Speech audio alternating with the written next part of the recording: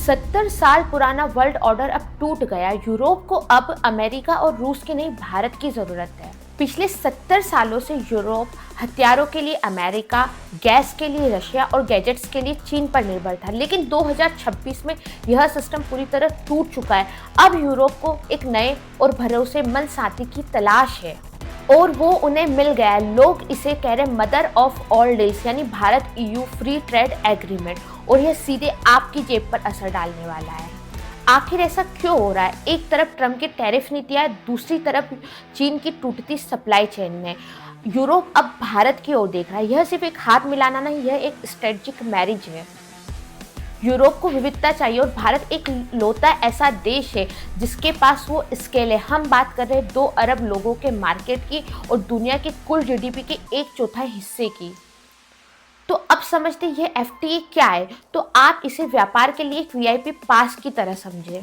अगर अभी आप कोई यूरोपीय घड़ी या जर्मन मेड कार खरीदते तो उस पर आपको भारी इंपोर्ट ड्यूटी देनी पड़ती। इस डील के तहत वो टैक्स कम हो जाएंगे।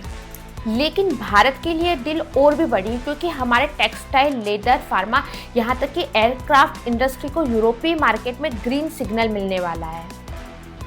आज की दुनिया में तकनीकी शक्ति है और यूरोप और भारत दोनों ही अमेरिका और चीन पर पूरी तरह निर्भर नहीं होना चाहते। वे मिलकर आर्टिफिशियल इंटेलिजेंस और सेमीकंडक्टर इंडस्ट्री जैसे क्षेत्रों में खुद को मजबूत करना चाहते हैं।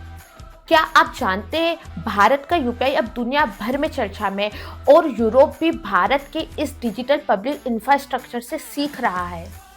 साइबर सुरक्षा से लेकर अंतरिक्ष तक दोनों एक दूसरे के पूरक बन रहे हैं। यह सिर्फ टेक्नोलॉजी शेयरिंग नहीं, जबकि डिजिटल संप्रभुता की लड़ाई है।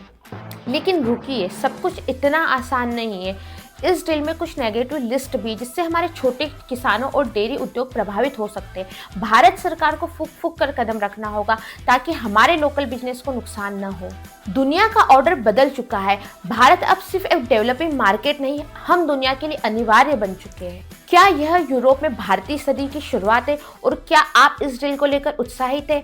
मुझे कमेंट्स में जरूर बताएं। मिलते हैं अगले वीडियो में। जय हिंद।